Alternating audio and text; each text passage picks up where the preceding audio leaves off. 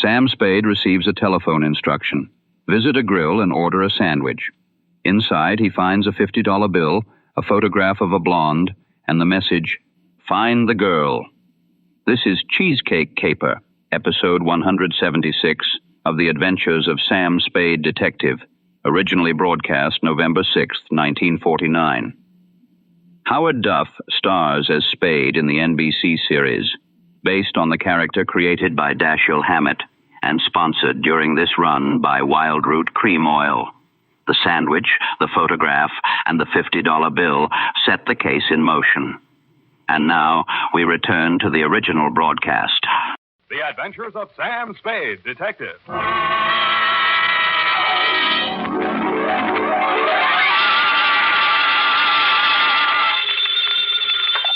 Sam Spade Detective Agency. Oh, murder. Oh, Sam, have you had a hard day? Murderous? 9 this morning, I grinned through 25 poses, count them, over dishes of all 25 varieties of Sanderson succulent soup, a meal in a can. Then, Really, Sam? Then I was imprisoned in a plush chair for 2 hours with a glass in my hand. No. Yes, of Brannigan's Bog, the whiskey that smells like old Ireland. Sounds interesting. It wasn't. They wouldn't let me touch it till after. Aw. And for the rest of the afternoon, I've been pulling up my trousers. Woo. For a series of leg art shots which will bear the legend, Samuel Spade, prominent San Francisco detective, says McGonagall's grip tight is the garter for me. Oh, Sam, how thrilling to be prominent. Maybe so, but fame is a sometime thing, sweetheart. Just a flash bulb in the pan, as you will agree when you have heard my report on the Cheesecake Caper.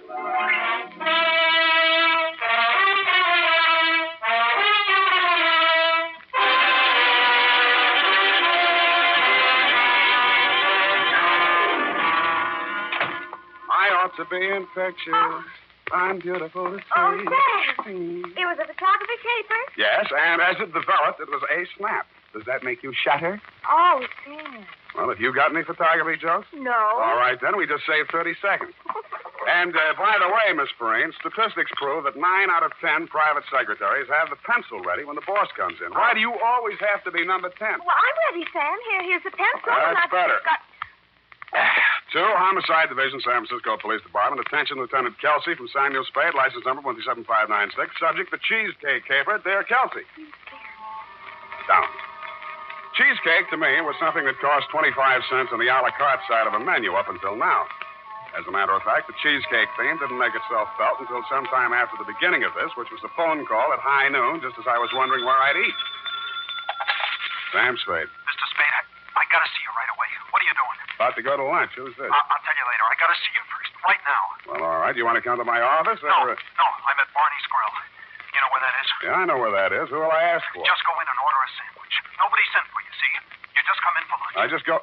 let me get this straight now. You hiring me? Yeah, $50 in it for you, Spade. All I got. But remember, you don't know nothing about it, see? You just came by for lunch. Wednesday is when they have sauerbraten and potato pancakes at Barney's, but then it had been only that very morning that my secretary, Miss Effie Perrine, had looked at my figure, of which she is usually inordinately fond, and made certain remarks to the effect that a few of my pounds needed devaluating. So I decided on a sandwich. The business crowd hadn't arrived, so I slid into a vacant booth, ordered my sandwich, and waited for something to happen. Well, Spade. Huh? You remember me, Spade, Fred Malloy? Yeah, afraid so. Last I heard, you were in Cleveland. Yeah, but I'm in San Francisco now. Well, Cleveland's gain is our loss. I like it here. Maybe they had a hot spell in Cleveland, huh? Heat never bothered me much. Yeah, you ought to be used to that by now. Let's talk about you, Spade. How's business, huh? Please, I'm eating. Yeah, so I noticed. You like Barney's, huh? As good as the next joint, yeah. I mean, you come in here all the time, regular. You ain't here on business now, are you, Spade? Sure, Freddie, sure. Yeah? Yeah, making a little deal. Yeah, who with? Barney, corned beef on rye. Oh. Here you are, sir. One corned beef on... What's the matter? The cook loused it up, sir. You said rye, didn't you? This here's wheat. Well, that's all right. Here. No. I'll fix it up, sir. Only take... Forget it. I said wheat's all right. Now, how about a cup of coffee, and I'm all set. Denny. Yeah? You said you were going off duty. Yeah, I know. I'm just finishing up a couple of orders. I'll get my hat. Never mind the hat. Come on, Denny. I'm parked out front. I hate to get wrong with cops. Yeah. Okay. Tell the boss I already told the boss. Get going. So long, Spade. Just stay there and enjoy your sandwich, sir. Yeah, so long. The waiter, of course, was the guy who'd called me, a white-faced young kid sweating with his black tie up under his left ear. They walked outside and got into a car parked in front of the restaurant. Of all things, a limousine with a liveried chauffeur. I watched through the front doors. It pulled away, picked up the license number, and called the Department of Motor Vehicles. The car belonged to Mike Sheldon, known to the voters of the North Beach section as Uncle Mike, a white-haired, jolly-faced gentleman of dubious means and still more dubious methods who had something to do with politics. What he had to do with a weasel like Freddie Malloy, much less a poor waiter boy at Barney's, was something to ponder. I sidled back to my booth and attacked the corned beef on wheat. My teeth, instead of going all the way through the sandwich, which is the way I like it, struck something firm and unyielding. I pulled from between the lettuce and the bread a wax paper envelope. Inside was a $50 bill and a small photograph of a blonde. Denny, the waiter, had scribbled 3 words in the corner of it. Find this girl. You care for some more coffee, sir? I got plenty Yeah. Bring the pot, will you? And, waiter. Yes, sir? This, Denny, the kid who was just here. What's his last name? Denny? It's Weston. Denny Weston. Yeah, okay. Where's he live, you know? Well, I'm not sure. I think he has an apartment out around Larkin Street somewhere, but I'm not sure. Is he a funny kid? Yeah, what's funny about him? Well, I mean, working as a waiter in a joint like this when his sister had all that dough living in that Nob Hill apartment and all, you know. Who's his sister? Monica Weston. You must have heard of her. Used to be a dancer at some joint over in North Beach. Well, I don't get around much anymore. Well, you saw the papers, didn't you? She was in the papers? Yeah, committed suicide. Then he nearly went off his rocker. Wait a minute. Look, is this here his sister? Oh, let me see. No. Monica was a redhead. This here's a blonde. Well, I'd better get you that coffee while it's out. Be right with you. I examined my sandwich for further clues, found nothing except corned beef, so I put it back together and began to eat it while I scrutinized the picture of the blonde. A nice-looking girl in her 20s, no scars, birthmarks, buck teeth, or anything else to set her apart from roughly 25,000 other blondes in San Francisco. There were a couple of points, though. The picture was about 2 inches square, showing her head and shoulders, and her hand was up to her face as if she was surprised at something near the camera. On one of her fingers was a ring, which I couldn't quite make out. On the back of the picture were the letters L-P. Now, this is probably the credit stamp of some professional photographer. I abandoned my sandwich, thumbed through the yellow section of the phone book, and stifled a cry of triumph as I discovered the firm of Leonard and Perkins, photographers, with an office on Bush Street, where forthwith I went. No, I'm sorry, Mr. Spade. I don't think we did that here. You're sure that's not your mark on the back, Mr. Leonard? Oh, positive. And anyway, that's not the kind of work we do. Looks like an outdoor flash shot. Ours is all studio stuff. Funny trimming it down like that. Trimming it down? Yeah, this is probably a standard 8x10. Someone just cut the center out of it. Thanks very much. Bye. So I went to the telephone book again, but instead of looking for the L-P as the front initials of the firm, I looked for them in the middle, since both ends of the photographer's credit stamp were trimmed off. And I ran across an outfit called Cal Pictures on Harrison Street.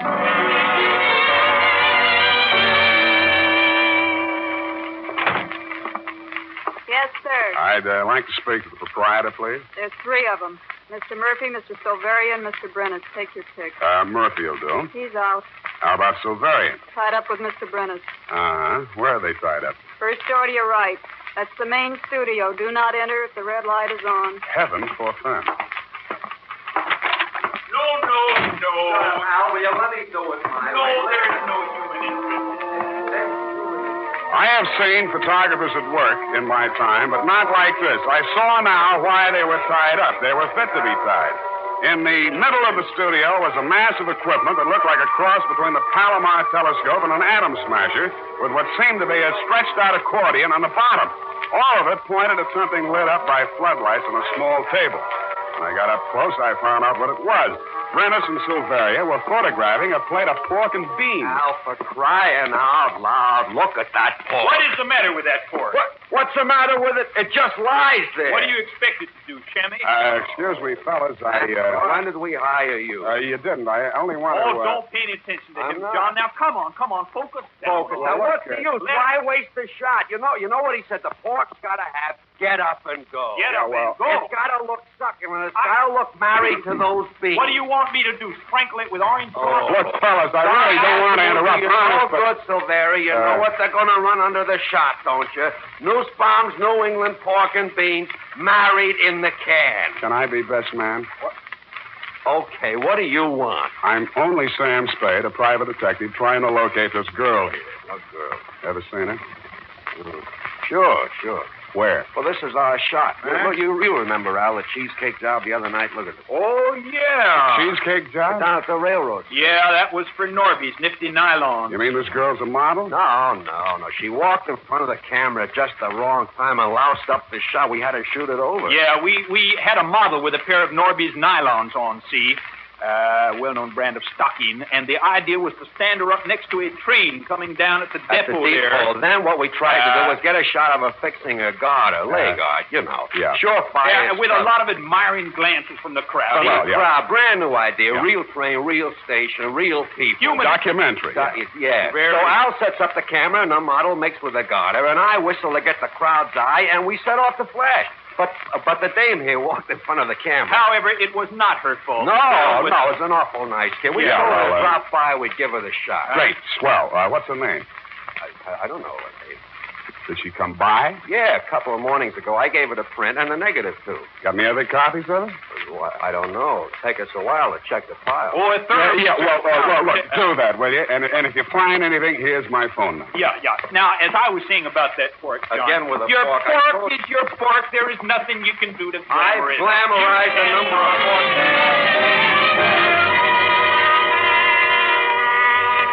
So I bought an afternoon paper and went back to the office to take the load off my feet and mull over this latest turn of events. I mulled, decided to contact Denny Weston, my client, found his phone number in the book, and was about to call when the phone went off in my hand. Sam Spade. Spade, this is Denny Weston, the waiter. I'm the guy who... Yeah, I know. I was about to call you. Don't call me, understand? You don't know me. I never saw you. Wait a minute now. I've been chasing that blonde all afternoon. You got your $50, didn't you? What's the matter? Is Freddie standing there with a gun at your back? Shut up about Freddie. Okay, then let's talk about your sister Monica, or maybe this blonde you stuck in my corned beef sandwich. And don't let Freddie throw a scare into you. Hello, Denny?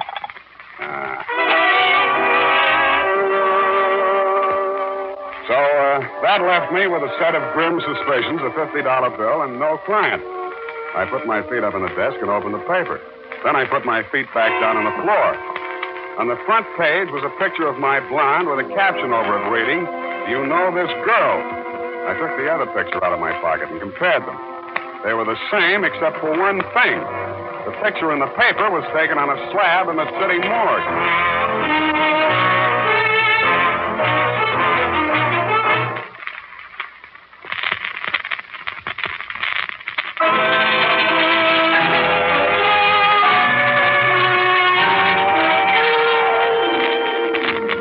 Putting my shoes back on, I read the article under the picture of my blonde. It was simple enough. She'd turned up in the bay near the yacht harbor an hour before with a bullet in her back. The paper said nothing about identification. It didn't have to. Knowing you as I do, Lieutenant, I realized if there had been anything on the body to identify it, the picture wouldn't have been in the paper.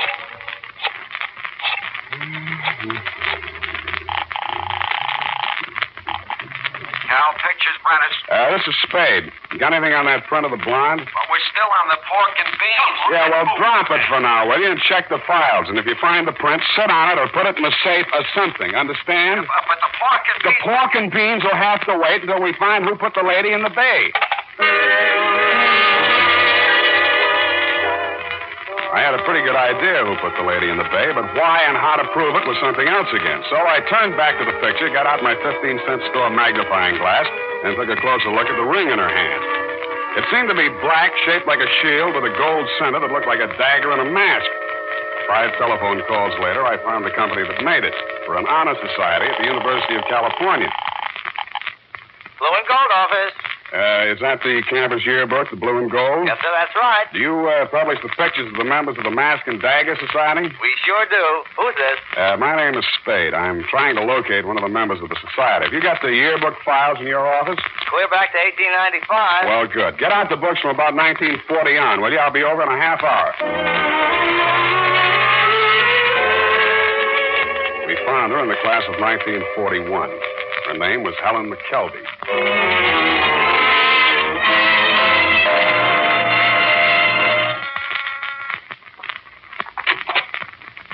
Yes. What is it? I understand a Miss Helen McKelvey lived here. No. No, I never heard of her. Now, wait a minute. I'm not going to hurt you. You're the landlady here, aren't you? I tell you, I don't know any McKelvey. Well, the city directory lists her at this address. It must be a mistake. I don't think so. I don't know anything. I tell Come you. on now, sit down. Do you good to get it off your mind. There you are. Sit down. I don't know anything. Well, look, that's not going to help any. I told you I'm on your side. Who are you? Sam Spade. I'm a private detective. Now, you know where Helen McKelvey is right now, I suppose. Yes, I do. Well, I'm trying to find out who put her there and why. Then what? I'll hang it on him if I can. That's why I'm here. Now, tell me, what did Helen have to do with Mike Sheldon? Come on now. Well, I don't know much about it. She was a lovely girl. It's strange, you know. She kept things to herself mostly. What kind of things? She was doing some kind of political work in the North Beach district. You mean she was working for Mike Sheldon? Oh, against him. Oh? They were trying to defeat and expose his rackets and his gambling and heaven knows what else he was involved in. Heaven knows indeed. She took it all so seriously. Petitions and leaflets and telephone calls. I see. I kept telling her she was working too hard, that her health would go. And it did. Last election time, she spent a week in the hospital. But it was all useless. Sheldon was too big, too powerful. Why, he never even heard of her. I can guarantee you didn't know her by sight. I know. And then last week, a strange thing happened. I arranged for her to spend the weekend with my sister in Palo Alto. She came back Monday, terribly excited, said at last she had a weapon against Mike Sheldon. What did she mean? I don't know. But it wasn't just Sheldon. It was his whole organization.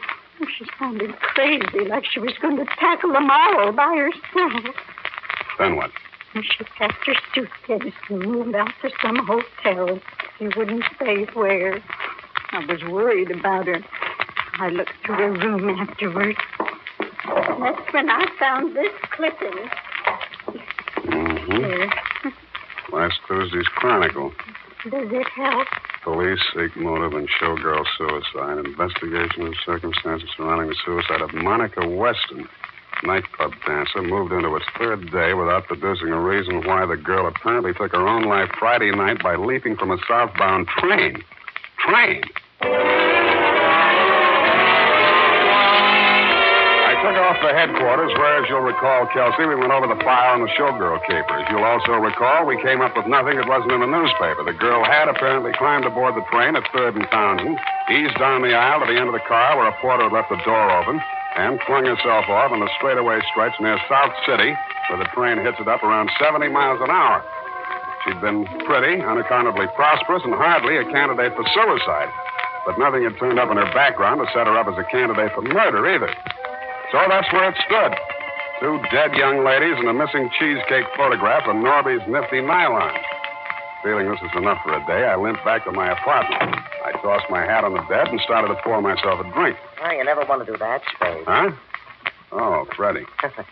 Dumb stunt tossing your hat on the bed. It's bad luck. Yeah, that's not so bad, Freddie.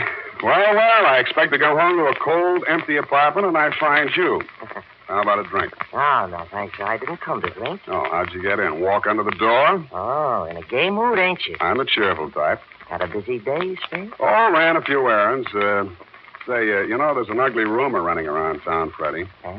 They're saying Uncle Mike Sheldon played sucker for this Monica Weston dame, that she was shaking him down and he got tired of it, what with the election coming up and all. Yeah? It's a fact. And they say she didn't commit suicide at all. Well, where'd you hear this? In Union Square while I was feeding the pigeons. You think I'm kidding, huh? You think I'm kidding? Now, wait. You know what happens to boys who play with guns, Freddie. Shut up.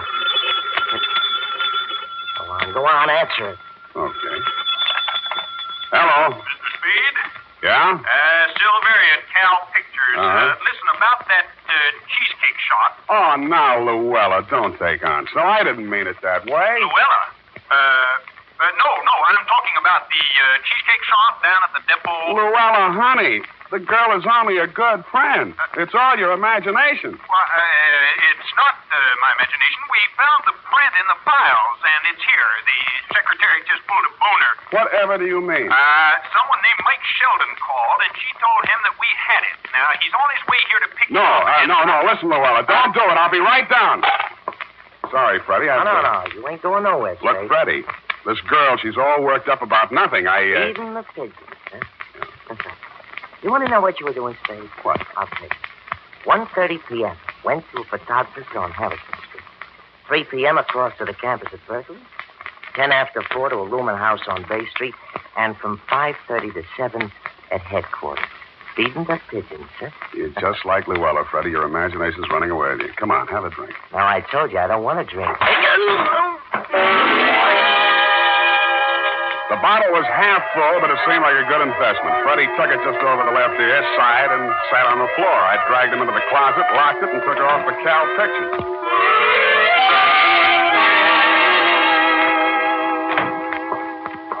All right, Al, have it your way. Well, if we lose a News Farm New England bean account, don't come sniveling to me. Where's the picture?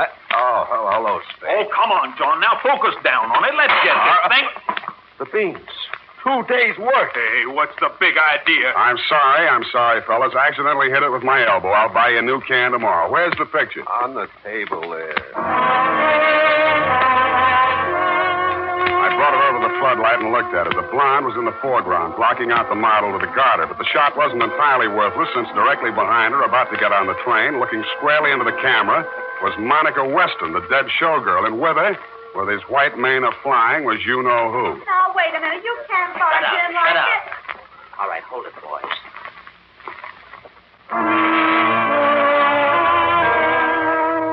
I ducked out of the circle of light as they came in, Sheldon first and 3 others. The gun in my hand made me feel better, but not much better. They closed the door, and the room was pitch dark again, except for the spot of light in the center. Okay, Spade, where is it? I know you're in there, Spade. You're a little late, Sheldon. We sent it to headquarters. Huh? Well, I think you've got it right here.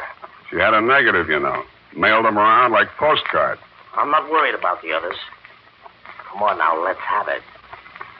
You hear what I said, Spade? Yeah? Come and get it. Okay. Now, hold it, boys. Okay, Spade. I'll come and get it.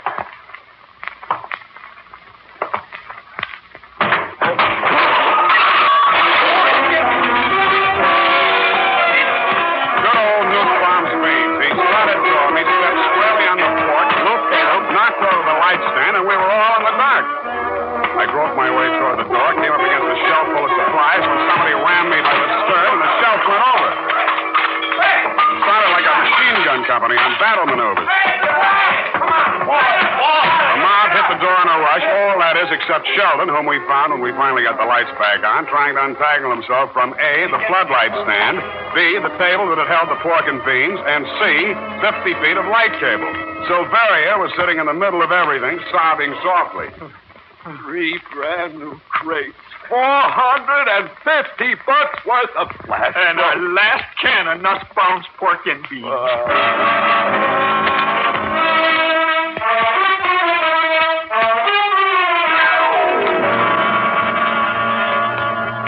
And that, Kelsey, is our wine for that. Now I have in your hands my account of the affair, plus the cheesecake photograph, plus Michael Sheldon, who is, I admit, a fairly solid adversary. But, of course, this is fairly solid ammunition. Period, and a report. Make an extra copy of that for Denny Weston, if and when he ever comes out of that hole he ducked into when Sheldon started making with a threat. Oh, if I'd had the least notion you were in such peril, I'd been worried to death. The peril didn't start until the next day, sweetheart. The next day? Yeah, that's when Brennis looked at me, squinted, and said, you know, Al, this guy's got just the face for Brannigan's Bog, the whiskey that smells like old Ireland. Oh, how awful. A fate worse than death, sweetheart, but that is all behind me, while directly in front of you is, of course, the typewriter. Yes, sir. I'll have it right away. The blonde, Sam. Yeah. What was she trying to do with a picture of Uncle Mike with the other girl at the station? You mean, why didn't she go to the police like any normal human being? Oh. Well, it's hard to say, F. She was really a sincere reformer. From here, it looks like she was trying to work up a partnership with the dead showgirl's brother. Maybe put the squeeze on Uncle Mike and force him to come across with names, numbers, and salaries of the members of his graft machine. Besides, What? she was a woman. Come here. A mad, unpredictable, illogical creature. Oh, Sam. Effie Perrine, the non-alcoholic secretary that contains lanolin. Well, that's better than Brannigan's dog. A whiskey that smells like Old Island. Good night. Sure, it's a fine broth of a girl you are, and I'll be saying good night, sweetheart.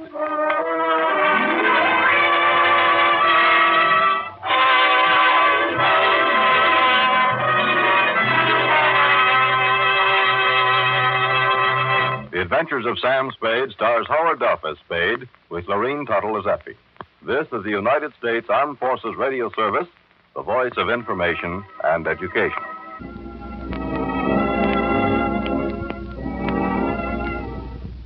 That completes Sam Spade's Cheesecake Caper. Follow the adventures of Sam Spade Detective for more classic detective radio.